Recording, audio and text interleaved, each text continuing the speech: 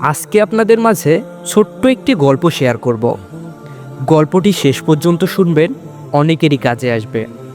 তো গল্পটি এরকম: একদিন এক ভদ্রলোক একটি পাত্রে পানি নিয়ে তাতে একটি ব্যাঙ রেখে পানি গরম করা শুরু করলো।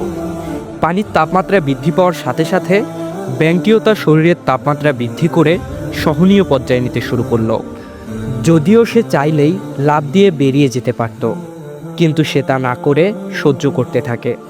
আস্তে আস্তে পানির তাপমাত্রা যখন আরও বেড়ে ফুটন্ত গরম হতে থাকে, তখন ব্যাঙটি সিদ্ধান্ত নেয় সে লাফ দেবে। কিন্তু ততক্ষণে তার আর লাফ দেওয়ার মতো শক্তি নেই। পানি আরও গরম হতে থাকে, ফলে সে অতিরিক্ত গরম পানিতে থাকার কারণে একটা সময় মারা যায়। এখন যদি আপনাদেরকে প্রশ্ন করা হয় ব্যাঙটি মারা যাওয়ার কারণ কী, তাহলে আপনারা অধিকাংশ মানুষই বলবেন গরম পানির কারণে ব্যাঙটি মারা গেছে। কিন্তু না, গরম পানির কারণে ব্যাঙটি মারা যায়নি। ব্যাঙটি মারা গেছে সঠিক সময়ে লাফ দেওয়ার সিদ্ধান্ত না নেওয়ার কারণে। ঠিক একই বিষয় ঘটে আমাদের মানুষদের ক্ষেত্রেও। প্রতিটি মানুষের স্থান কাল ভেদে এক একটা বিষয়ে সহ্য করার ক্ষমতা থাকে।